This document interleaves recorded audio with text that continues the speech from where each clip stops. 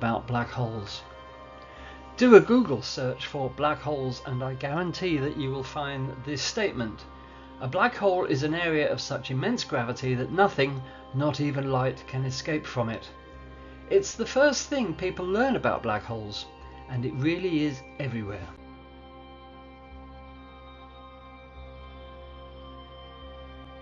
It's so common, in fact, that it has become received wisdom, passed from person to person, with everybody repeating it but nobody actually questioning it. Is this the first thing you learned about black holes? If nothing else, is this all you know? If so, you're not alone. But why should anybody question it if indeed a black hole is, according to what has become a mantra, an area of space whose gravity is so strong not even light can escape? They should question it because it just happens to be wrong. Okay, not completely wrong, but exceptionally misleading. And to understand why, let's step back a bit.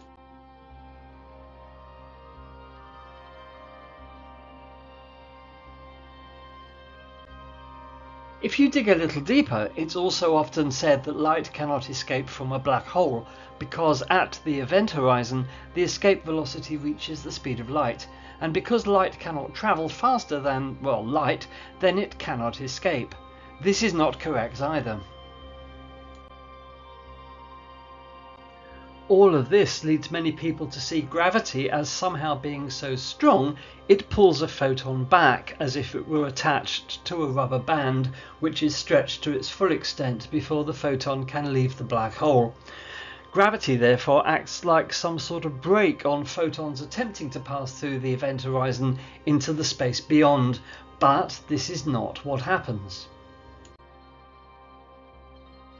There's another piece of received wisdom which says that light only and always travels in straight lines. Unlike the black hole mantra, our own experience, or experiments we might have done at school, dictates that this one is totally correct and can be relied upon.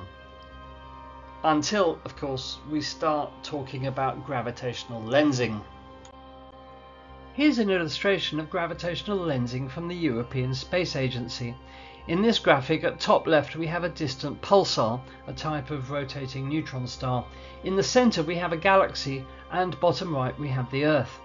The galaxy is obviously between the pulsar and the Earth. In this interpretation, light leaves the distant pulsar and is deflected by the mass of the galaxy in the middle of the image. Or to be more exact, the galaxy's huge gravity splits the light into two separate paths, meaning that we see two images of the pulsar from the Earth. Now this phenomenon is well observed and understood and gives us such things as Einstein crosses, which consist of multiple images of distant galaxies as shown in the inset at top right.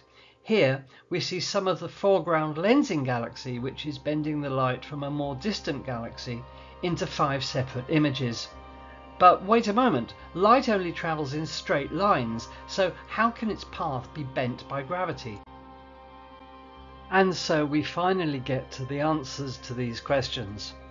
The path of light is not being bent or deflected by gravity. It can only travel in straight lines, as we said.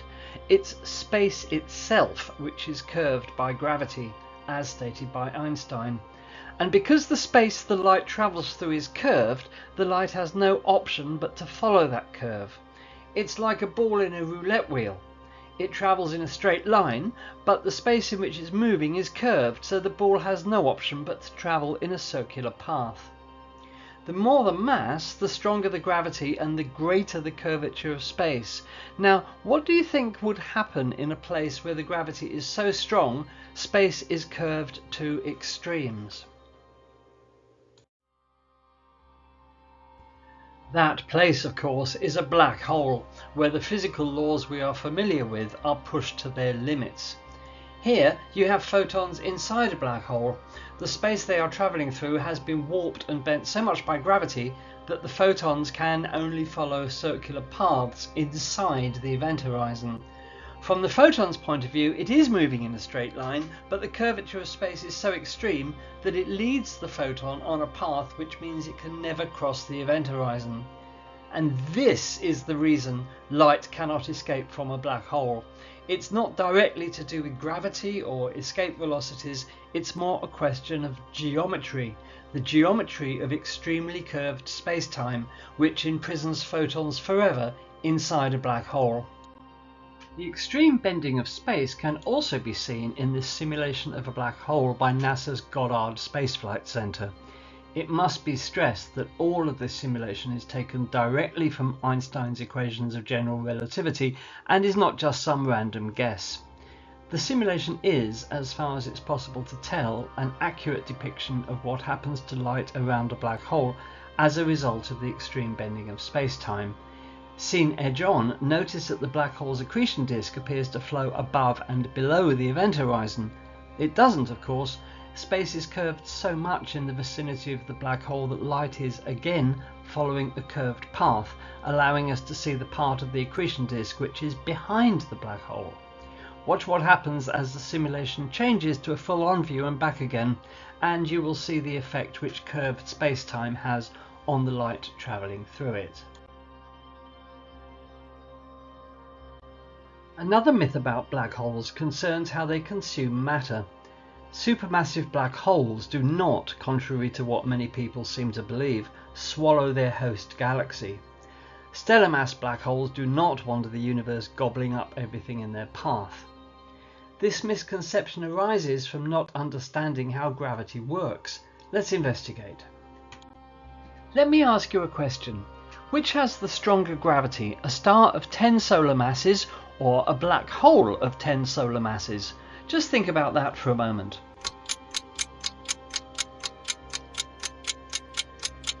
The answer, of course, is neither.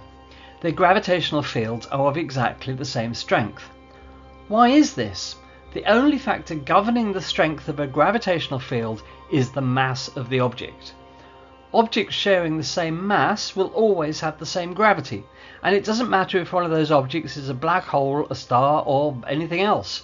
The only thing which matters is the amount of mass. Now let's give our 10 solar mass star a few planets. What do you think will happen to those planets if we replace the star with our 10 solar mass black hole?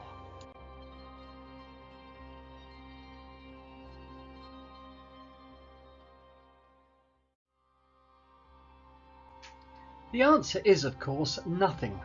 The planets continue in their orbits unaffected, although pretty soon it's going to get very dark and cold on those planets. But the important thing is that they are still orbiting a 10 solar mass body, so the black hole's gravitational effect on the planets will be no different from the stars.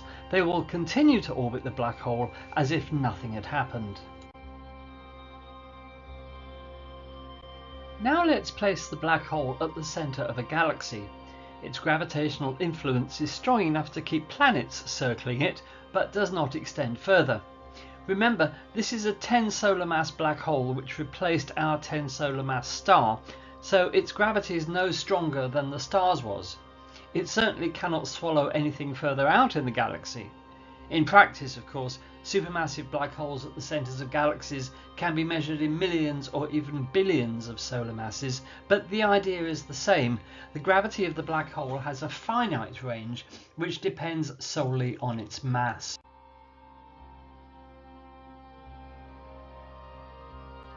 This amazing animation from the European Southern Observatory, compiled from 16 years of infrared observations, shows the movement of stars around the supermassive black hole known as Sagittarius A star at the centre of our galaxy. All of the stars in this animation orbit an unseen, compact object with around 4 million times the mass of our Sun. That mass obviously generates a strong gravitational field, but exactly how strong? So here's a question for you. How many stars in total do you think orbit Sagittarius A star? Bear in mind that there are approximately 1,600 stars per cubic light year at the centre of the galaxy, so how many have actually been pulled into orbit around the black hole? I'll give you a second to think about that.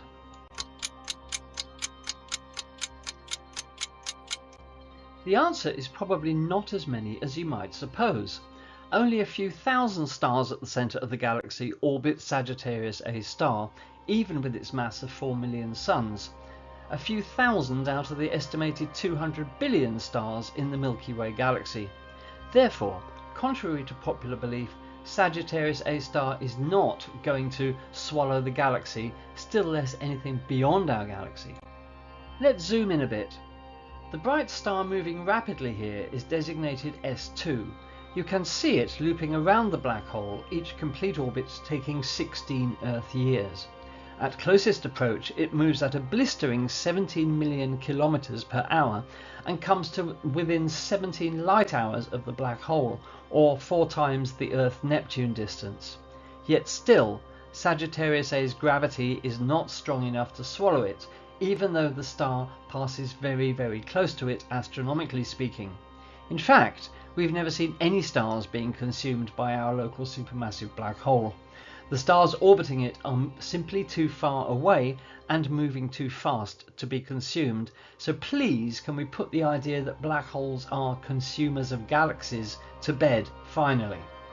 Occasionally, however, the black hole does swallow lumps of material in the swirling accretion disk of matter surrounding it. This results in a bright flare across many wavelengths: infrared, X-ray, radio. The flash you see in the middle of the screen is one of these flares, which is the result of Sagittarius A star consuming a lump or a knot of material which is orbiting it. This allows us to see exactly where the black hole is, but more importantly, it confirms its existence. This animation conclusively, therefore, demonstrates that there really is a dark, compact, massive object at the centre of our galaxy. Related to this, there's another common misconception that our entire galaxy orbits around Sagittarius A star. Clearly, from what we have seen, it does not. Only a few thousand stars out of 200 billion orbit the black hole. Our galaxy orbits around its centre of gravity, which is, quite obviously, the centre of the galaxy, taking 225 million years to rotate once. So let's kill that myth too while we're at it. And this is it. Sagittarius A star, the supermassive black hole at the heart of our galaxy, as imaged by the Event Horizon telescope, a global array of radio dishes which form a virtual telescope the size of the Earth. Swirling around it is the accretion disk. The dark area in the middle is not the black hole itself, but an area around it where there are no photons, because any entering that area are immediately pulled in. As Sagittarius A star itself is black because it emits no radiation, as we've seen, no photons of any wavelength can escape from inside the event horizon, it's forever invisible, but it's inside that dark area, perhaps occupying 1/10 of its diameter. Well, that brings us to the end of our video about myth-busting black holes. We do hope you've enjoyed it.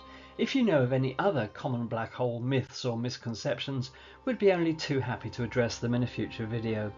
Describe them in the comments, and you can also, of course, ask any questions you may have in the comments too. Do have a look at What is a Black Hole, our video which introduces black holes, and the other videos on the channel, of course. From everybody at Space Oddities, thank you for watching and goodbye. Welcome to Space Oddities and this edition of An Astronomical Life. Today we're looking at Johannes Kepler, 1571 to 1630. Johannes Kepler played a key role in the profound changes in human thinking during the scientific revolution. In Kepler's lifetime, religion clashed with religion, religion clashed with science. The old ideas of Ptolemy and Aristotle clashed with the new discoveries of Copernicus and Galileo. The superstition of astrology clashed with the science of astronomy. Kepler reflected the times he lived in. Seen through modern eyes, he had somewhat contradictory ideas. He was an unorthodox Protestant, a follower of Copernicus and Galileo. He was a brilliant mathematician and scientist who discovered that the solar system's planets followed elliptical paths, not circular ones. An astrologer whose horoscopes were sought out as among the best available. Such contradictions were not unusual during the scientific revolution. Isaac Newton, who lived in a later time than Kepler, 1643 to 1727, did not work in the way a modern scientist would. Also, a Protestant with unorthodox views, Newton spent more time investigating the true meaning of the Bible's word and on the pseudoscience of alchemy than he did on mathematics or physics. Johannes Kepler's early life and education. Kepler was born on December the 27th, 1571, in the town of Wilderstadt, which lay in the Holy Roman Empire and is now in Germany. His father, Heinrich Kepler, was a mercenary soldier who abandoned the family when Johannes was 5 years old. His mother, Katrina Goldenmann, was a herbalist and healer who later faced accusations of witchcraft. Kepler showed an early aptitude for mathematics and astronomy. Here you can see two events that inspired a young Kepler to study astronomy: the Great Comet of 1577 and a lunar eclipse in 1580. He attended a local school in Leonberg before moving to a seminary school in Heidelberg. Kepler then entered the University of Tübingen in 1589 on a scholarship, initially studying philosophy and theology. He studied under Burnell, a prominent astronomer who introduced Kepler to Copernican theory. Academic and professional career. In 1594, Kepler became a mathematics teacher at a Protestant school in Graz, Austria.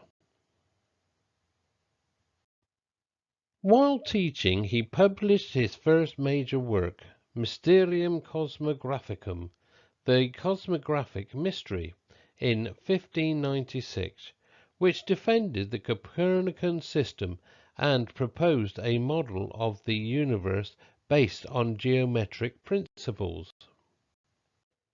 In 1600, Kepler moved to Prague to work with the renowned Danish astronomer Tycho Brahe, who had a wealth of precise astronomical data. After Brahe's death in 1601, Kepler inherited his position as imperial mathematician and access to Brahe's extensive data. Major achievements: Kepler's laws of planetary motion. First law, 1609, published in Astronomia Nova, New Astronomy. It states that planets orbit the Sun in ellipses, with the Sun at one focus.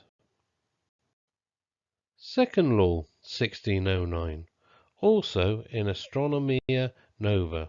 It describes how a line segment joining a planet and the Sun sweeps out equal areas during equal intervals of time.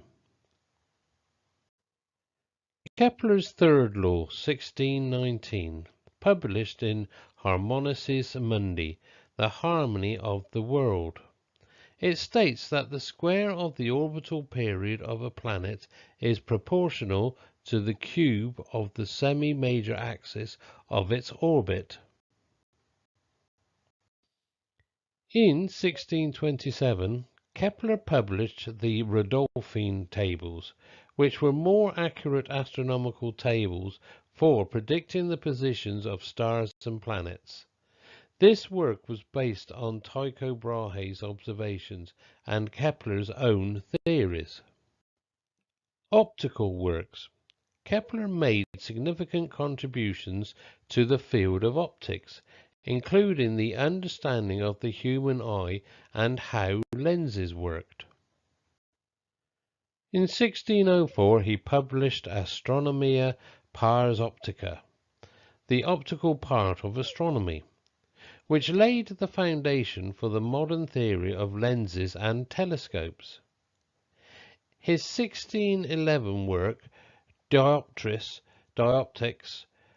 detailed the properties of light and how it is refracted through lenses.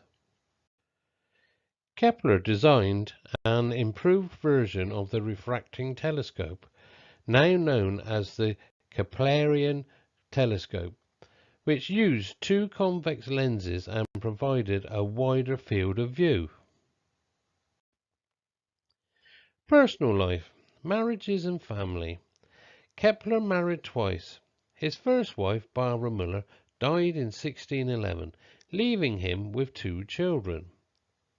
He remarried in 1613 to Susanna Rutinger, with whom he had 6 children, though only 3 survived to adulthood.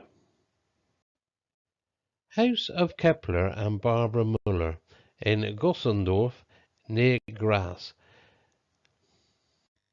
Throughout his life, Kepler faced numerous personal and professional challenges, including financial difficulties, religious conflicts as a Lutheran in a predominantly Catholic environment, and the death of many of his children. Here is an image of Susan Rutinger, Kepler's second wife. Legacy and death. Johannes Kepler died on November 15, 1630, in Regensburg, Germany. He left a lasting legacy in the fields of astronomy, mathematics, and optics. His laws of planetary motion were fundamental to the later work of Isaac Newton and the formulation of the law of universal gravitation. Kepler's contributions to astronomy and science. Kepler's supernova. In 1604, Kepler observed a supernova, now called Kepler's supernova, which challenged the Aristotelian belief in the unchangeability of the heavens. Planetary motion and elliptical orbits. Kepler's discovery that planetary orbits are elliptical rather than circular revolutionized the field of astronomy and provided a more accurate model of the solar system. Keplerian telescope and optics. His design of the Keplerian telescope improved the functionality and power of the telescope, aiding future astronomical observations. Advancements in mathematical astronomy. Kepler's work provided critical advancements in the use of logarithms for simplifying complex calculations in astronomy. Influence on future scientists. Kepler's laws and methods influenced future generations of scientists, including Isaac Newton, who used Kepler's work as a foundation for his own laws of motion and gravitation. Philosophical and theological impact. Harmony of the spheres. Kepler believed in a cosmic harmony and sought to explain the universe in terms of geometric and musical relationships, an idea expressed in his book Harmonices Mundi. Integration of science and faith. Despite facing religious persecution and conflict, Kepler maintained a deep faith and saw his scientific work as a way to understand God's creation. Key publications: Mysterium Cosmographicum, 1596. First major work defending the Copernican system and proposing a geometric model of the universe. Astronomia Nova, 1609. Introduced Kepler's first 2 laws of planetary motion and detailed his astronomical observations and theories. Harmonices Mundi, 1619. Published his 3rd law of planetary motion and explored the harmony of the cosmos. Epitome Astronomia Copernicana, 1618 to 1621. A comprehensive summary of Copernican astronomy, incorporating Kepler's own laws and observations. Impact and recognition. Immediate influence. Kepler's work was not immediately recognized or understood by all his contemporaries, but gradually gained acceptance and acclaim. Long-term legacy. His contributions have had a lasting impact on the fields of astronomy, physics and mathematics. Kepler is remembered as one of the key figures of the scientific revolution, whose work laid the groundwork for modern astronomy. Commemoration. Numerous scientific terms, concepts and celestial bodies have been named in his honor, including Kepler's laws of planetary motion, the Kepler Space Telescope, and lunar and Martian craters. In summary, Johannes Kepler's life was marked by significant scientific achievements that transformed our understanding of the cosmos. His pioneering work in astronomy, optics and mathematics has left an enduring legacy that continues to influence science today. Despite personal and professional challenges, Kepler's dedication to uncovering the laws of nature and his innovative thinking solidified his place as a cornerstone of modern science. Remnant of Kepler's supernova, SN 1634. Thank you again for watching this episode of An Astronomical Life. Goodbye. Welcome to Space Oddities. In this video we're going to be looking at the story of Pluto and finally asking the question, could it ever be restored to being a planet again? Now, to answer that question we need to understand the series of events that led to Pluto being demoted as a planet in 2006 when it was relegated to the status of a dwarf planet. The story of Pluto, from its discovery to its demotion as a planet and beyond, is quite long, but it's incredibly interesting, so stay with us while we explain how and why Pluto went from planet to dwarf planet. To put the story of Pluto in context, we need to appreciate how the whole question of what a planet actually is has evolved, and how our definition of what a planet is has changed over time.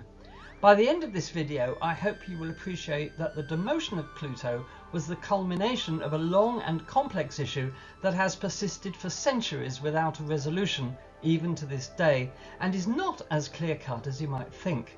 Well, I'm going to tell you all about that issue and why it matters. To commence our story, we need to start a long way back in time with the ancient Greeks. The term planet comes from the ancient Greeks.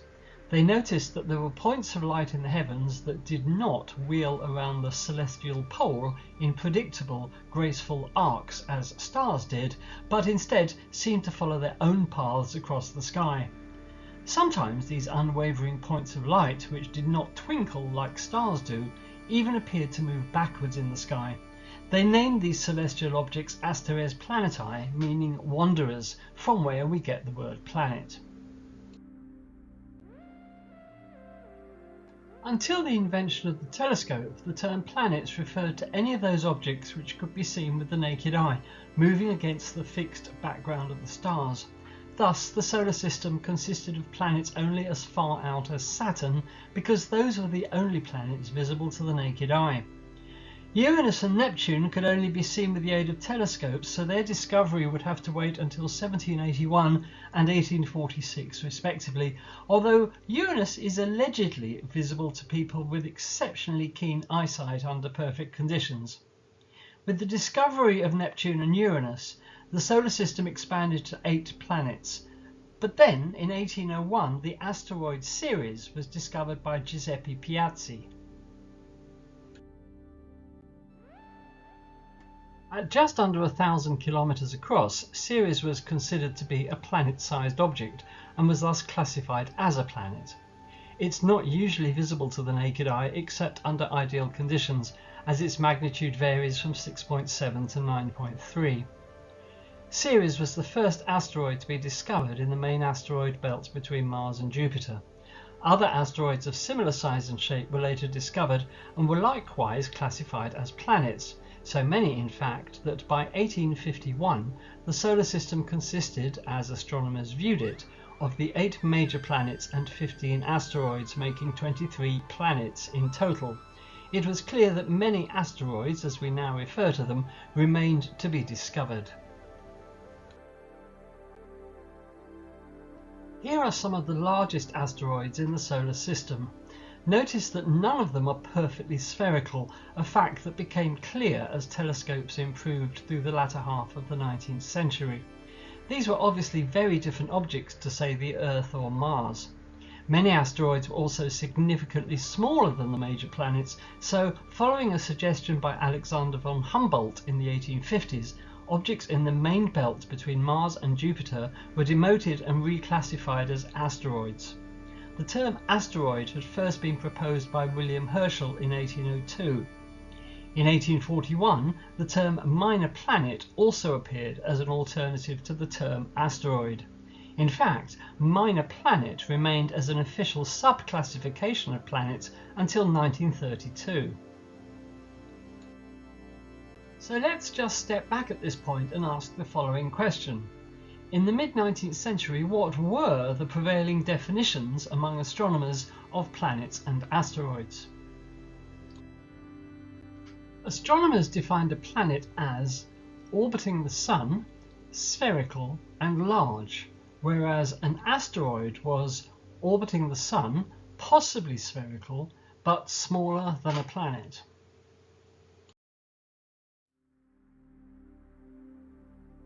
There are some obvious questions here. How large does an object have to be to qualify as a planet? Ceres is so much smaller than the Earth, sure, but the Earth is so much smaller than Jupiter. Where is the cut-off point in terms of size between an asteroid and a planet? Now we can see that the definition of what constitutes a planet was pretty sketchy at most, but it didn't seem to matter. Asteroids were those bodies between Mars and Jupiter. Everything else in the solar system, with the exception of comets, was a planet. Most astronomers didn't really bother themselves too much with the definition of what exactly a planet was. It didn't have much bearing on their work. There was no reason why they should bother themselves with an angels on the head of a pin definition of what a planet was. There were 8 planets and that was that, and exactly how they were defined seemed obvious. But that is not to say that the question of what constitutes a planet was not being discussed. Prominent astronomers of the day added their voices to the discussion. William Herschel opined that a planet is a body which revolves around the Sun in an orbit nearly circular and of a magnitude sufficient to be visible by the naked eye. Well, just a few years later he would discover the planet Uranus, which was not a naked eye object, so his definition was demonstrably wrong. His son John later ruminated on how difficult it was becoming to classify asteroids. He said, "The discovery of these small bodies between Mars and Jupiter has complicated our understanding of what constitutes a planet. Their small size and irregular orbits makes them difficult to categorize." No less an august personage than the Astronomer Royal George Biddell Airy, who held that post from 1835 to 1881, added his voice to the discussion, stating, "The increasing number of minor planets discovered in the region between Mars and Jupiter necessitates a re-evaluation of our criteria for what constitutes a planet." Here was the expression of a dawning realization among astronomers that the question of what exactly constitutes a planet needed a more precise definition. French astronomer Urbain Le Verrier, who predicted the discovery of Neptune, thought the definition of a planet should be defined by its gravitational influence. He wrote, "A planet must exert a significant gravitational influence on its surroundings, distinguishing it from smaller bodies like asteroids." German astronomer Friedrich Wilhelm Bessel expressed the growing realization of the need for a better characterization of planets by opining, "As our observational techniques improve, so too must our definitions adapt to encompass the diversity of celestial bodies we encounter." But all these varying opinions did nothing to change the status quo. Astronomers continued to use imprecise definitions of solar system objects. And then, On January the 1st, 1930, an event occurred which was to have profound impact on the question of what exactly is a planet. On the first day of 1930, Pluto was discovered at the Percival Lowell Observatory in Arizona by the astronomer Clyde Tombaugh. He had been searching an area of sky where it was predicted that a planet should exist, thanks to observations which seemed to show that Neptune's orbit was being disrupted by the gravitational tug of another body further out. We now know that those observations were erroneous. There was no disruption to Neptune's orbit, and moreover, Pluto could not have been responsible for the observations even if they had been correct. It simply doesn't have enough mass to pull on Neptune in any measurable way. In the light of this, Tombaugh's discovery of Pluto can be seen as pure luck. Pluto is just a pinpoint of light which may never have been discovered were it not for Tombaugh's perseverance, photographic expertise and determination to find the mysterious planet. 2 months later, other astronomers had verified Tombaugh's discovery, and in March 1930 it was announced to the world. The announcement of Pluto's discovery made the front pages around the world, celebrating it quite rightly as a triumphant astronomical discovery. Little was known about this far-off world out beyond the orbit of Neptune because it was just a faint point of light in even the world's biggest telescopes, but that didn't of course stop speculation. The Knickerbocker Press of New York ran an article stating that savants, what you and I might call experts, had estimated that the new world was possibly bigger than Jupiter, perhaps stemming from the need for it to have a lot of mass to be able to affect the orbit of Neptune. It all fit the narrative.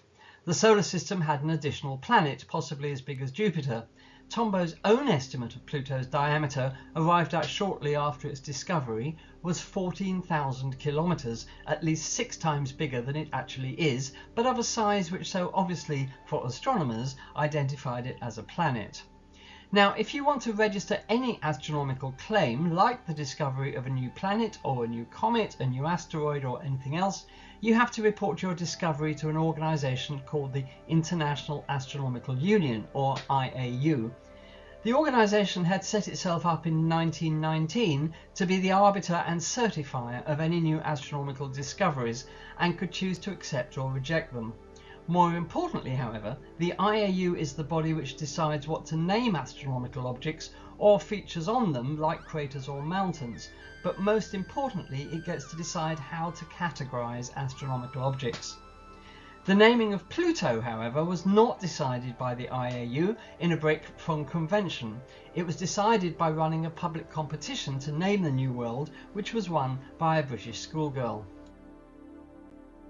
Not long after its discovery, astronomers worked out what the orbit of Pluto looked like, and it was unlike any other planet in the solar system. Highly elliptical, the orbit is tilted at an angle of 17 degrees relative to the orbits of the other planets, which all orbit in a flat plane. Perhaps most interestingly, Pluto orbits the Sun in the opposite direction to all the other planets. Here was the first indication that Pluto was not like any other planet in the solar system. Estimates of its size had not really changed since its discovery. Earth-sized was still the best guess, but as it remained a mere pinprick of light in even the largest telescopes, its size was extremely difficult to gauge. Estimates of its distance were pretty imprecise too. It's not clear whether Pluto's odd orbit prompted the ringing of any alarm bells among astronomers with regard to how Pluto should be categorized, but it should have done. Pluto was different. It's an outsider. So this is what we see in telescopes, a distant point of light way out beyond Neptune, about which astronomers knew virtually nothing until the 1970s. A world thought to be the size of the Earth, but with much uncertainty. A planet which orbits in an inclined elliptical orbit, travelling in the opposite direction to the other planets, with each orbit taking 248 Earth years. Pluto has not therefore completed even one orbit around the Sun since its discovery. Assumed to be icy or rocky in nature, this strange world kept its secrets out there in the dark on the edge of the solar system. Pluto was an enigma, and one which could be only fully understood by sending a spacecraft there, but there was no appetite for that. But then, in 1978, there was a major discovery. Remember that Pluto is just a point of light in even the world's biggest telescopes, and if you zoom in on it you end up with just a fuzzy ball like the images shown here. There's no surface detail you can see, Pluto's far too far away for that. It's just an indistinct, very roughly circular blob. But these images show something else, something which had not been seen before. Can you spot what it is? James W. Christie made the discovery on June the 22nd, 1978 at the US Naval Observatory in Flagstaff, Arizona. This was only about 6 miles from where Pluto itself was discovered at the Lowell Observatory. Christie was trying to refine Pluto's orbit around the Sun by repeatedly photographing it at maximum zoom, if you like. However, he noticed that images of Pluto were strangely elongated, which you can see here. The blob seemed to move around Pluto as well. The direction of elongation cycled back and forth over 6.39 days, Pluto's rotation period. Searching through their archives of Pluto images taken years before, Christie and colleagues found more cases where Pluto appeared elongated. Additional images confirmed he had discovered the first known moon of Pluto. It received the name Charon from the Greek Charos, meaning fierce or brightness. With half the diameter and 1/8 the mass of Pluto, Charon is a very large moon in comparison to its parent body. Its gravitational influence is such that the barycenter of the Plutonian system, the barycenter meaning the point around which two bodies co-orbit each other, lies outside Pluto, and the two bodies are actually tidally locked to each other, which means that from Pluto you only ever see one face of Charon, and vice versa. This beautiful image of Pluto and Charon was taken in 2015 by NASA's New Horizons spacecraft when it flew through the Plutonian system.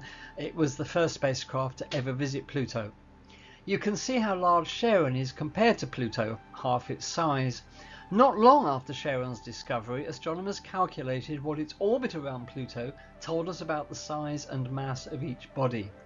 The results were surprising. There was no way now that Pluto was the size of the Earth, not even close. Pluto is more the size of an asteroid than a planet.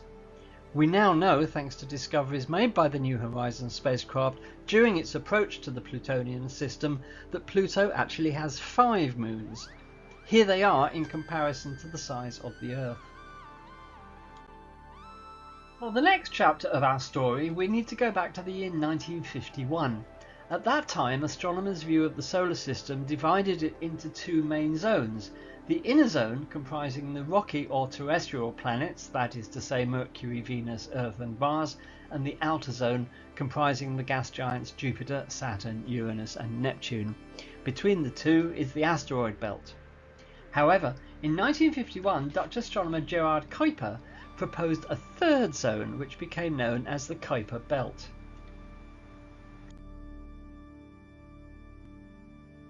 This zone, said Kuiper, is a reservoir of comets, thus explaining where many comets came from. At the time this made some sort of sense because we didn't know the origin of many comets, and especially not long period comets. He described the eponymous belt as a disk of icy bodies, i.e. comets, beyond Pluto.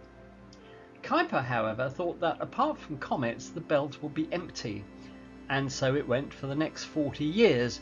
But then in 1992 a team who had been surveying the Kuiper belt made a discovery, and it wasn't a comet. David Dewitt and Jane Liu found the first Kuiper belt object after 5 years of astronomical observations. It was designated 1992 QB1, later changed to Albion. Albion's between 108 and 167 kilometers in diameter and orbits the Sun every 296 Earth years. Its distance from the Sun varies between 41 astronomical units, or AU, 1 AU is the distance from the Earth to the Sun, and as far as 47.7 AU. It has a reddish colour. But the important thing is that this was a body of type unknown but too big to be a comet, in a zone of the solar system where there was not meant to be anything except comets. This was, to coin a cliché, a game changer, because where there was one object there were almost certainly more. and it wasn't long until many more were discovered, so many in fact that it's now estimated that the Kuiper belt contains more than 100,000 icy bodies. The belt is the last outpost of the solar system. Beyond that, far beyond that, is the Oort cloud, a huge reservoir of long-period comets, perhaps trillions of them. We're pretty sure that the Oort cloud exists, and that is where long-period comets originate rather than from the Kuiper belt, but its existence is nonetheless still hypothetical. With the discovery of the first Kuiper belt object, and the reasonable expectation that more would follow, attention turned to the question of exactly what these objects were and how they orbited the Sun.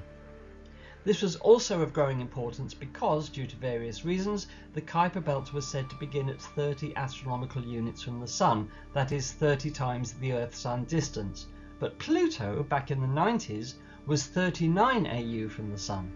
In other words, Pluto is a Kuiper belt object.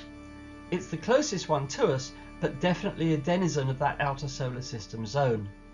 After more icy objects were discovered in the Kuiper belt, didn't it make more sense to devise a special category for them? The American astronomer Frederick C. Leonard had pondered the existence of such a population of objects not long after Pluto was discovered in 1930. He wondered if it was, quote, likely that in Pluto there has come to light the first of a series of ultra-Neptunian objects, the remaining members of which still await discovery, but which are destined eventually to be detected, unquote. Notice his contemplation that Pluto was a member of a completely new class of objects.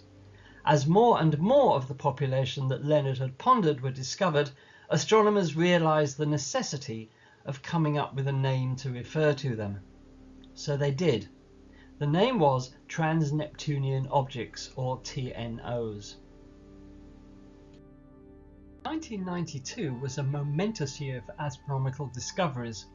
As well as Albion, astronomers also detected the first exoplanet, in other words, a planet orbiting another star. It may seem obvious that other stars have planets too, but it was by no means a given back then. The discovery of the first exoplanet, actually two were discovered at the same time, is relevant to our story, but we'll come back to that later. A year later, and another term was coined.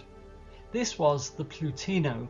1993 saw the discovery of a Kuiper belt object that had roughly the same orbit as Pluto and had the same orbital resonance with Neptune, 2 to 3. This means that for every 2 orbits around the Sun completed by the object, Neptune completes 3. These objects were named Plutinos because guess which was the first ever discovered? Yes, Pluto. Plutinos form the inner part of the Kuiper belt and represent a quarter of its known objects. They are a class of object all of its own. But the question was, of course, are they planets? In the years that followed, more TNOs were discovered. But then, in 2003, one was discovered which really upset the proverbial apple cart. Its name is Eris, after the Greco-Roman god of strife and discord. Its name could not have been chosen more appropriately. You see, Eris appeared to be slightly bigger than Pluto. NASA immediately described Eris as the solar system's 10th planet. Just how many planets was the solar system going to end up with? If there were thousands of TNOs awaiting discovery which are comparable in size to Pluto and Eris, would the solar system therefore include thousands of planets? When it was also discovered that Eris has its own moon, it muddied the waters even further. Eventually, incidentally, it was found that initial estimates of Eris' size had been wrong and that Eris is actually a tiny bit smaller than Pluto, although it does have more mass. Well, I hope you can see that the situation was getting complicated. There was a growing call from astronomers and planetary scientists to, once and for all, define exactly what a planet is and what it is not. Moreover, since astronomers were finding more and more exoplanets, the need for a rigid classification of the bodies orbiting a star was becoming ever more pressing. If we cannot adequately characterize the objects in our own solar system, what chance would we have of using the correct classifications when talking about other star systems? Especially when nobody knew if we would discover completely unknown types of objects orbiting other stars. Some rumblings in the astronomical community continued, and the matter finally came to a head in 2006 in Prague, capital of the Czech Republic. There, the IAU was to hold its 26th General Assembly. Remember, the IAU is responsible for approving names, categories and features of astronomical bodies. The issue of what constitutes a planet was to be discussed. The objective was to come up with a new and definitive definition of a planet. If Pluto matched the definition, it would remain as a planet. If not, then some other category would need to be bestowed upon it and objects like it. A new definition of a planet was proposed to the Assembly by astronomer Mike Brown, Professor of Planetary Astronomy at the California Institute of Technology. Brown was the person who had discovered Eris, which was, initially, as you will recall, thought to be larger than Pluto.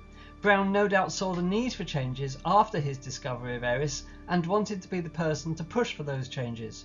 Supporting his proposal was the president of the IAU, Catherine Cesarski. Despite later writing a book entitled How I Killed Pluto and Why It Had It Coming, Brown has always maintained that his intention was not to strip Pluto of its planetary status. That would merely be a byproduct of changes to the definition of a planet. He merely wanted people to recognise that the solar system had changed and new definitions were needed, and the public needed to be educated a little more about what was really out there at the edge of the solar system. Let's examine Mike Brown and Catherine Cesarski's proposed new definition of a planet. Brown's proposed definition of a planet comprised just 3 criteria. Let's take them in turn. 1. A planet is a celestial body which orbits the Sun. Well, that sounds reasonable, no? That might be many people's definition full stop of what a planet is. Nothing controversial there. But hang on, he says the Sun orbits the Sun. So what about those exoplanets orbiting other stars, of which more than 5,000 have so far been discovered? Are they not planets after all? Does this definition fail at the first hurdle? Well, that's not a good start, but anyway, so far Pluto hangs on to its planetary status because it does orbit the Sun, yes. 2. It is almost spherical. Sounds okay. All the major planets are mostly spherical. Pluto is mostly spherical too, so survives being a planet. So far so good. 3. It has cleared the neighbourhood around its orbit. This means that it has become gravitationally dominant and there are no other bodies of comparable size other than its natural satellites or those otherwise under its gravitational influence in its vicinity in space. And here is where Pluto lost its planetary status. Pluto has not cleared its orbit of other bodies. The other Plutinos that we discussed orbit in its vicinity. But note this, the phrases cleared the neighbourhood and in its vicinity are imprecise and undefined. What exactly constitutes a neighbourhood? How close do other objects have to be included in Pluto's neighbourhood? Similarly, in its vicinity, how far does Pluto's vicinity extend? 1,000,000 miles? 10? 50? 100? These terms are not the precise ones we expect from astronomy, where precision is everything. There's no room in science for ambiguity after all. Also, clearing the neighbourhood has more to do with the body's mass, not the distance to other objects around it. Pluto's mass is so low, in fact, that it's impossible for its gravity to have cleared out its orbit. Surely some reference to an object's mass should have been included in this criterion.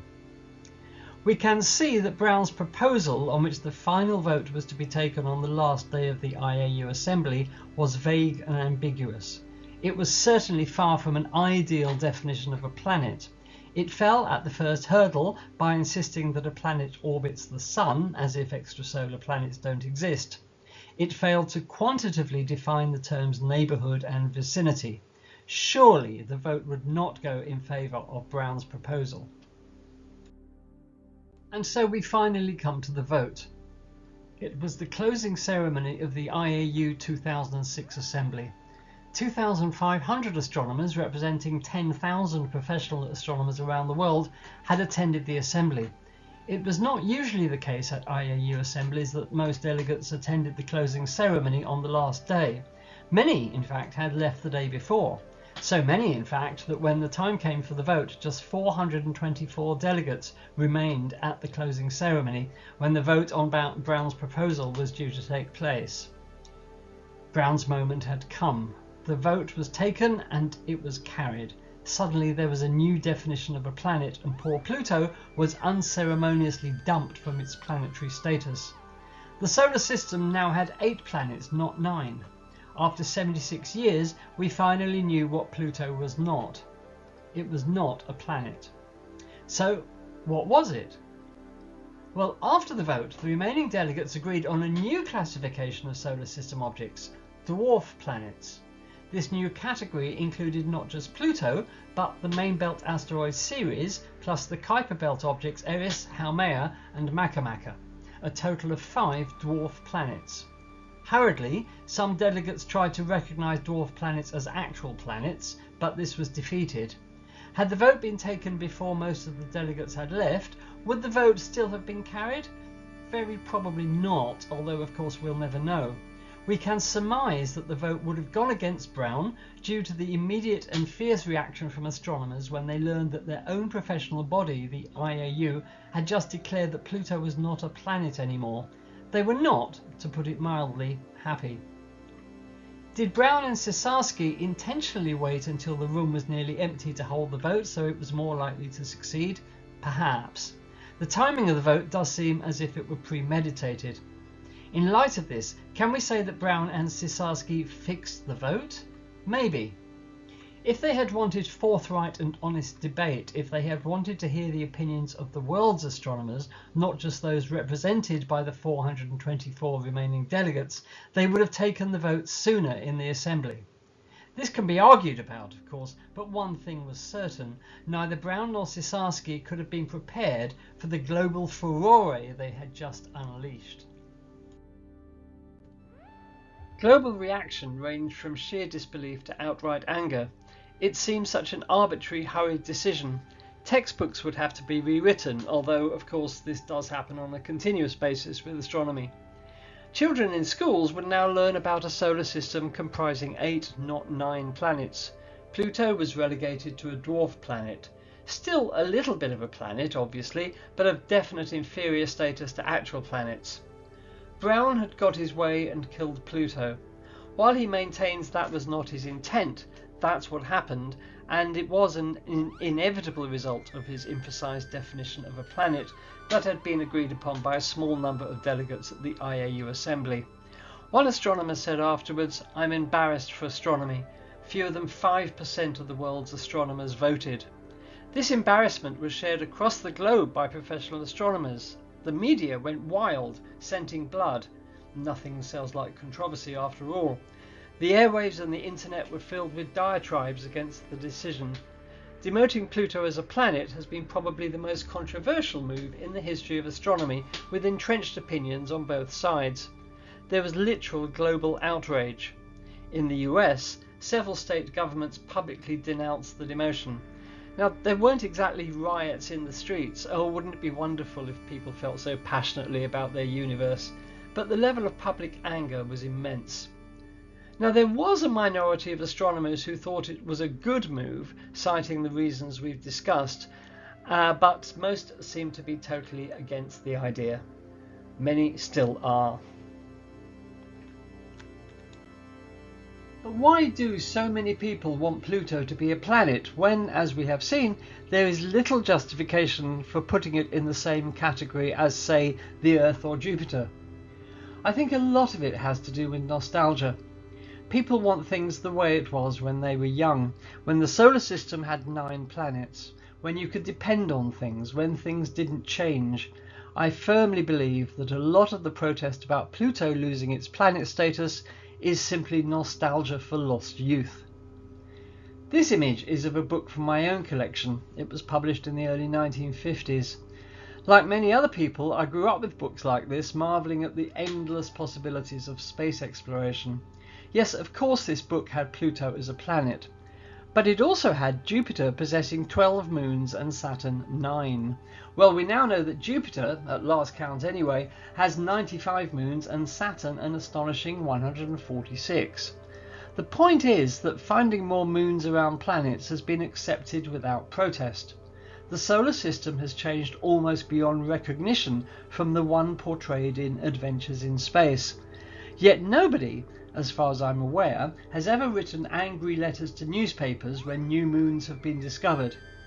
So why protest so strongly about Pluto, whose demotion from planet to dwarf planet can be seen as a natural process resulting from astronomers learning more about the solar system?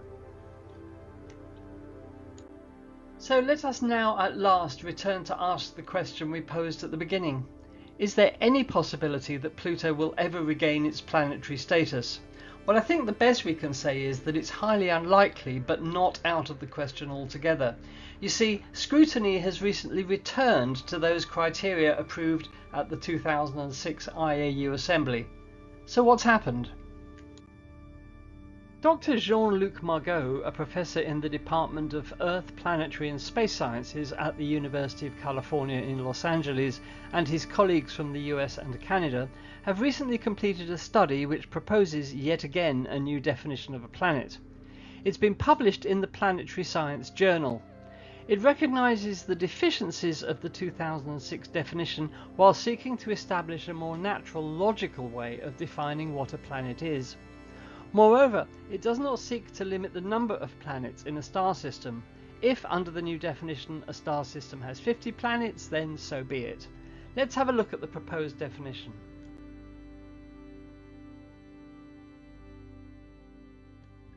The new proposal has again three criteria. Number 1, a planet orbits one or more stars, brown dwarfs, or stellar remnants. This replaces the reference to a planet orbiting the Sun, as it now includes any stars, brown dwarfs, or stellar remnants, things like neutron stars or pulsars. Don't forget that the first two exoplanets ever discovered were found orbiting a pulsar.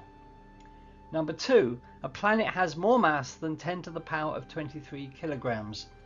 This criterion imposes a lower mass limit for a planet. But why 10 to the power of 23 kilograms? Well, that's considered to be the minimum mass a planet needs to have in order to pull itself into a spherical shape and clear its orbit of other objects. At a stroke, it replaces two of the previous criteria. And number 3, a planet is less massive than 13 Jupiter masses, that is 2.5 times 10 to the power of 28 kilograms. Now this criterion sets an upper mass limit for a planet because anything with more mass, more than 13 times that of Jupiter, is considered to be a brown dwarf, a sort of intermediate stage in terms of mass between a planet and a star.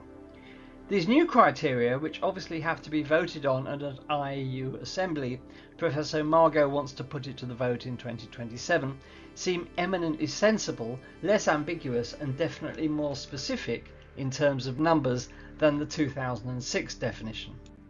Professor Margot spoke to Universe Today and he had this to say. Basically, he's saying that the upper and mass limits in his proposal lead naturally to the solar system with C, with 8 planets. Pluto does not have the minimum mass. In addition, he proposes that instead of a planet having cleared its orbit, it needs to do so within a specific time frame, which again will depend on its mass. By adopting a system which defines a planet by its orbital element and its mass, the whole business of defining a planet becomes much simpler and can be applied to any star systems. And with the rate at which exoplanets are being discovered, we do need a far more rigid, easy to apply system to classify objects around other stars. So where does this leave Pluto? Under the new proposal, Pluto is not defined as a planet because its mass falls below the lower limit. But that's not to say that at some point in the future, new discoveries may necessitate the redefining of a planet again, and Pluto might be restored. It seems unlikely now, but that may not always be the case. Astronomy is constantly changing, ideas change. So for all you lovers of Pluto as a planet, don't give up hope. The important thing to remember is that just because a body like Pluto is currently considered a minor player in the solar system, that's not to say in any way that it is less worthy of study. When NASA's New Horizons probe flew by Pluto in 2015, it discovered a dynamic, changing, enigmatic world with its own marvels and scientific challenges. It's an amazing object in the solar system which needs to be revisited. Ignore the fact that it's now a lowly dwarf planet. Pluto is one of the most interesting objects in the solar system, whose origins and evolution will take many years to understand. After all, what's in a name? Well, we hope you have enjoyed this video about Pluto and that you will subscribe to our channel if you haven't already. We create videos like this all the time. Don't forget to watch our Tuesday live streams when we bring you the latest astronomy and space exploration news, discussions, special guests and a lot more. If it's happening in space, it's happening on Space Oddities. Thank you so much for watching, and until next time, goodbye. Welcome to Space Oddities and this episode of An Astronomical Life. The life we are looking at today is Dame Susan Jocelyn Bell Burnell. Early life and education. Susan Jocelyn Bell was born the 15th of July 1943 in Lurgan, Northern Ireland. Her parents were George and M. Allison Bell. Her father was an architect who helped design the Armagh Planetarium. Jocelyn's early interest in astronomy. Her father's involvement in the planetarium sparked her interest in astronomy. He provided books on the subject. One author in particular inspired Jocelyn's interest in astronomy, Fred Hoyle. He would later, on more than one occasion, play small parts in Jocelyn's future. Jocelyn attended Lurgan College, where she faced gender barriers, initially not allowed to study science. After failing her 11 plus, Jocelyn's parents sent her to the Mount School, a Quaker boarding school in York where she excelled in physics. There she was favourably impressed by her physics teacher, Mr. Tillott, and stated, "You do not have to learn lots and lots of facts. You just learn a few key things, and then you can apply and build and develop from those." He was a really good teacher and showed me actually how easy physics was. After York, Jocelyn moved to the University of Glasgow, where she earned a Bachelor of Science degree in physics in 1965. Next for Jocelyn was the University of Cambridge, where she pursued a PhD in radio astronomy under the supervision of Anthony Hewish. Discovery of pulsars. Jocelyn focused on constructing and utilizing a large radio telescope, the Interplanetary Scintillation Array, just outside Cambridge, to study quasars. The remains of the Interplanetary Scintillation Array, just outside Cambridge, still exist today. Data collected by the Interplanetary Scintillation Array was recorded on a tracing machine similar to the image on the left. Every day Jocelyn collected reams of data, come rain or shine, and returned to her student accommodation where she would then analyze the data. Observations. Jocelyn detected a series of unexpected radio pulses on the 28th of November 1967. Jocelyn described this as a little bit of scruff in the trace. Jocelyn realized she had seen this little bit of scruff before. Going back through the data, she found a second signal on the 6th of August 1967. The signal was repeating. Jocelyn reported her findings to her mentor, James Hewish, who in turn notified his superior, Martin Ryle. Initial skepticism. The pulses were nicknamed LGM for Little Green Men, due to the possibility of extraterrestrial origins. LGM as a nickname would later prove to be a problem. Before the nature of the signal was determined, the researchers, Burnell and her PhD supervisor, Anthony Hewish, considered the possibility of extraterrestrial life. He said, "We did not really believe that we had picked up signals from another civilization, but obviously the idea had crossed our minds, and we had no proof that it was an entirely natural radio emission. It's an interesting problem. If one thinks one may have detected life elsewhere in the universe, how does one announce the results responsibly? Who does one tell first?" The signal was confirmed. They had found and identified a repeating signal which led to the conclusion of a new type of celestial object. But what was this object?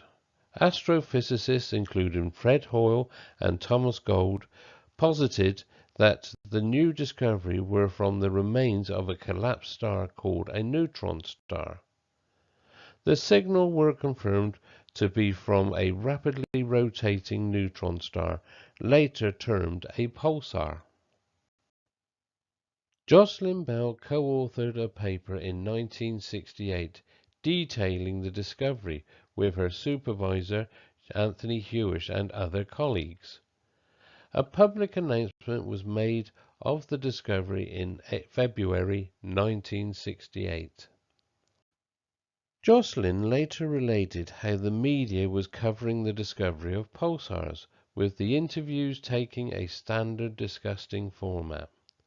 Hewish would be asked questions on astrophysics, and she would be the human interest part, asked about her vital statistics, how many boyfriends she had, what colour is her hair, and asked to undo some buttons for the photographs. Recognition and Nobel controversy. The impact. The discovery of pulsars was a groundbreaking announcement in astrophysics. Nobel Prize. In 1974, Anthony Hewish and Martin Ryle were awarded the Nobel Prize in Physics. Burnell was not included, leading to widespread debate and criticism regarding the exclusion of her critical contributions. Some even today refer to 1974 as the Nobel Prize in Physics. At the time, one of the loudest voices in support of Jocelyn Bell Burnell was fellow astronomer Fred Hoyle, who severely criticized the Nobel Committee for Bell's omission. It is thought this episode contributed to Hoyle being overlooked for a Nobel Prize in 1983. On this episode of the Nobel Prize controversy, Jocelyn later reflected. She said, "First, demarcation disputes between supervisor and student are always difficult, probably impossible to resolve. Secondly, it is the supervisor who has the final responsibility for the success or failure of the project. We hear of cases where a supervisor blames his student for a failure, but we know that it is largely the fault of the supervisor. It seems only fair to me that he should benefit from the successes too. Thirdly, I believe it would demean the Nobel Prizes if they were awarded to research students, except in very exceptional circumstances, and I do not believe this is one of them. Finally, I am not myself upset about it. After all, I'm in good company, am I not?" So, what is a pulsar? Definition. A pulsar is a highly magnetized rotating neutron star that emits beams of electromagnetic radiation. Formation. Originates from the remnants of a supernova explosion. Rotation. Spins rapidly with periods ranging from milliseconds to a few seconds. Emissions. Emits beams of radio waves, X-rays or gamma rays. Lighthouse effect. The beams sweep across space and, if aligned with Earth, are detected as pulsating signals. Magnetic field. Extremely strong, influencing the pulsar's emission mechanisms. Significance. Used in astrophysics to study extreme states of matter, gravitational waves and space-time. Acknowledgements. Despite the controversy, Jocelyn received numerous accolades, including the Albert A. Michelson Medal, the J. Robert Oppenheimer Memorial Prize, and the Herschel Medal. In 2018, she was awarded the Special Breakthrough Prize in Fundamental Physics. Career and contributions. Research positions. Jocelyn worked at the University of Southampton, University College London and the Royal Observatory Edinburgh. Focused on gamma-ray astronomy, infrared astronomy and the emission of X-rays from neutron stars. Academic roles. Held various teaching positions at prestigious institutions. Appointed as Professor of Physics at the Open University. Became a visiting professor at Oxford University and later the Chancellor of the University of Dundee. Leadership roles. Jocelyn became President of the Royal Astronomical Society, the President of the Institute of Physics, and the President of the Royal Society of Edinburgh. Advocacy and legacy. Promotion of women in science. Jocelyn actively campaigns for greater inclusion and support for women in STEM fields. Personal experiences. Frequently shared her own experiences with gender discrimination in her career. Philanthropy. Donated her Breakthrough Prize money to fund scholarships for women, underrepresented minorities and refugees studying physics. Continued engagement. Jocelyn remains an active figure in the scientific community, participating in lectures, conferences and public outreach. Advocates for education and the public understanding of science. Honours.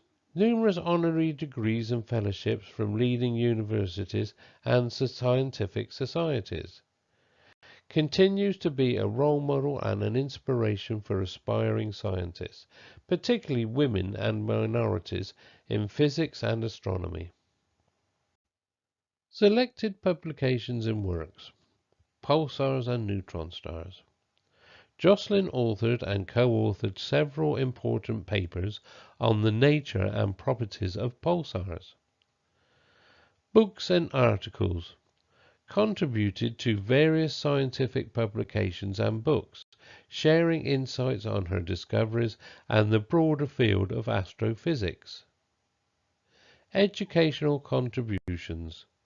Involved in the development and educational resources and curriculum for teaching physics and astronomy. These are just two of the titles that Jocelyn was involved with. Influence on astronomy and physics. Pioneering work. Her discovery of pulsars has made a profound and lasting impact on the field of astrophysics.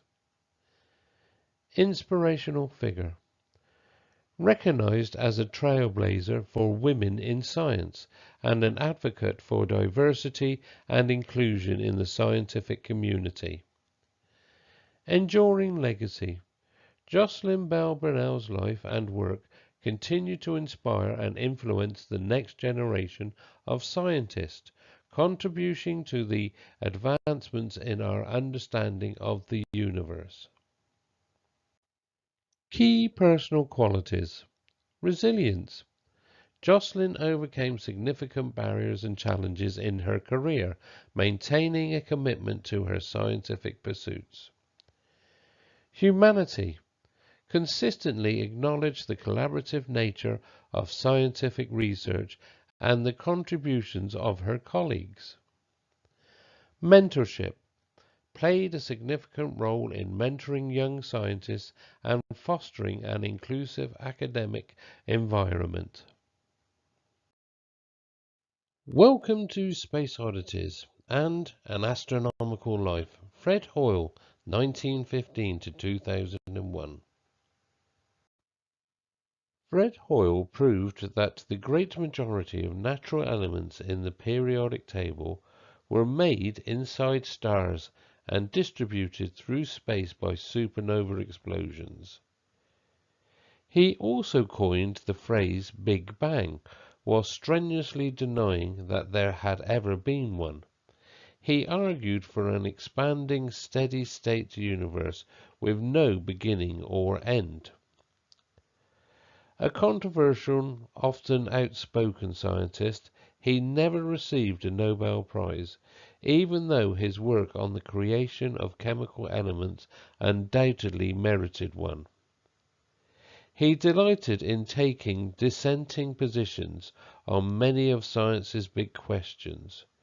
He argued that the physical and chemical properties of the universe had been intelligently designed, and that life on Earth had been seeded from space. Early life and education. Fred Hoyle was born on June the 24th, 1915, in Bingley, Yorkshire, England. His father, Ben Hoyle, was a wool merchant, and his mother, Mabel, was a teacher, so had a deep interest in education. Hoyle attended Bingley Grammar School, where he developed a strong interest in science, especially astronomy. In 1933, Hoyle enrolled in Emmanuel College, Cambridge, to study mathematics. He later shifted his focus to astrophysics. During World War II, Hoyle worked with the Admiralty on radar development, a crucial technology for the war effort.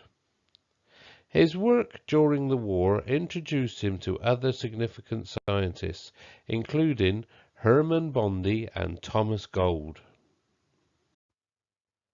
After the war, Hoyle returned to Cambridge and became a lecturer in mathematics. The steady-state theory.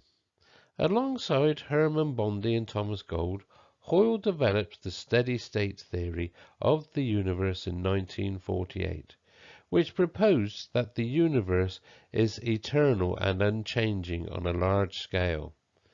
One of the key ideas is that matter is continuously created to keep the universe's density constant despite its expansion. Rejection of the Big Bang. Hoyle was a vocal critic of the Big Bang theory, famously coining the term Big Bang in a radio broadcast as a term of derision. Carbon-12 formation. His prediction of the resonance level in the carbon-12 nucleus, which was crucial for the synthesis of carbon in stars, was confirmed experimentally and is considered one of his greatest achievements. Nuclear synthesis. Hoyle made groundbreaking contributions to the understanding of how elements are formed in stars.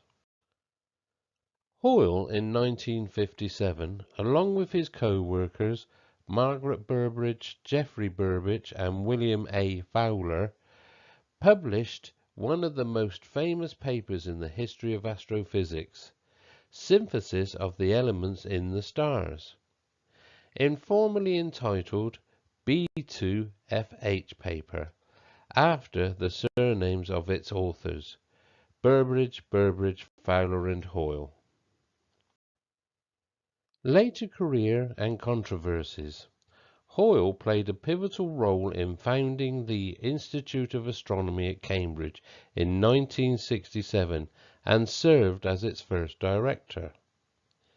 He resigned from his post in Cambridge in 1972, partly due to disagreements over university policies and funding for scientific research.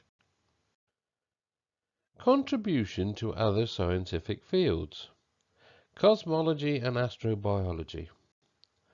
Hoyle was an early advocate for the idea that life could be widespread in the universe and that interstellar dust could be composed of organic compounds. Panspermia hypothesis. He supported and advanced the panspermia hypothesis, which suggests that life on Earth may have been seeded from space. Viruses from space. Hoyle, along with Chandra Vikramasinghe, proposed that viruses and bacteria from space could be responsible for epidemics on Earth. Writing and public engagement. Popular science books. Hoyle was an adept science communicator and wrote several popular science books including The Nature of the Universe in 1950 and The Frontiers of Astronomy in 1955, and also Our Place in the Cosmos. As well as his science book, he also wrote science fiction novels, most notably The Black Cloud in 1957, which explores the impact of a giant interstellar cloud passing through the solar system. Hoyle also reached a wider audience through his BBC radio broadcasts, where he explained complex scientific ideas in an accessible manner. Recognition and awards. He was elected a Fellow of the Royal Society in 1957. Hoyle received the Royal Medal in 1974 for his work in theoretical physics and cosmology. He was also knighted in 1972 for his contributions to science. Gold Medal of the Royal Astronomical Society. Hoyle was awarded this prestigious medal in 1968. Throughout his career, Hoyle received numerous other awards and honorary degrees for his contributions to science and public understanding of science. Controversial views and later years. Rejection of the Big Bang. Hoyle continued to reject the Big Bang theory despite increasing evidence supporting it, which isolated him from much of the mainstream scientific community. Viruses from space theory. His belief in the panspermia hypothesis and that viruses could come from space was also controversial and not widely accepted. Climate change skepticism. In his later years, Hoyle was skeptical of the mainstream views on climate change, which further distanced him from the scientific community. Personal life and legacy. Hoyle married Barbara Clark in 1939, and they had two children, Jethry and Elizabeth. Hoyle passed away on August 20th, 2001 in Bournemouth, England.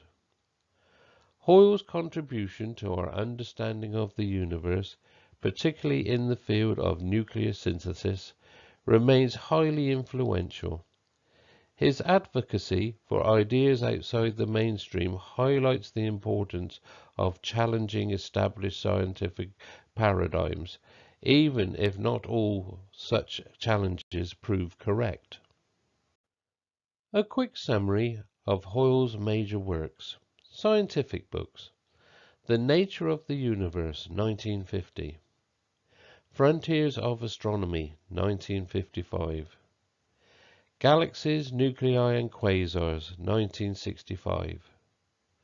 The Intelligent Universe, 1983. Scientific papers. numerous papers on stellar nuclear synthesis, the steady-state theory, and other astronomical phenomena. Science fiction books: The Black Cloud, 1957, October the 1st is Too Late, 1966, A for Andromeda, 1962, co-written with John Elliott. Hoyle's influence on modern science. Stellar nuclear synthesis. Hoyle's work in this area remains foundational, explaining the formation of heavy elements in stars. Popularizing science. Through his books and broadcasts, Hoyle inspired many to take an interest in astronomy and cosmology. Steady-state theory. Although ultimately disproven, the steady-state theory spurred significant research and debate, contributing to a deeper understanding of cosmology. Final thoughts. Iconoclast. Hoyle's career was marked by his willingness to challenge established ideas and propose bold theories. Scientific contributions. Despite some of his more controversial views, his contributions to our understanding of the universe are undeniable and continue to be celebrated in the scientific community. Climate change skepticism. In his later years, Hoyle was skeptical of the mainstream views on climate change, which further distanced him from the scientific community. Nobel Prize controversy. In 1983, William A. Fowler received a half share of the Nobel Prize in Physics for his theoretical and experimental studies of the nuclear reactions of importance in the formation of the chemical elements in the universe. Hoyle received no prize. Fowler himself acknowledged Hoyle as the pioneer of stellar nuclear synthesis. One of the B2FH paper authors, Geoffrey Burbridge, wrote in 2008, Hoyle should have been awarded a Nobel Prize for this and other work. On the basis of my private correspondence, I believe that a major reason for his exclusion was that W.A. Fowler was wrongly believed to be the leader of this group. Other theories about why Hoyle received no prize include: 1. His criticism of the Nobel Committee for awarding Anthony Hewish a share of the 1974 Nobel Prize in Physics for the discovery of pulsars, but making no award to his research student Jocelyn Burnell, who actually made the discovery. 2. His persistence in championing the steady-state universe rather than accepting mainstream Big Bang universe. His support for unorthodox ideas such as panspermia. The support for unorthodox ideas argument could also have been used to prevent Linus Pauling getting the Chemistry Nobel Prize, but fortunately for Pauling, his unorthodox ideas came after he had been awarded the prize. I hope you enjoyed this brief introduction to Sir Fred Hoyle, 1915 to 2001, and thank you again for watching Space Oddities.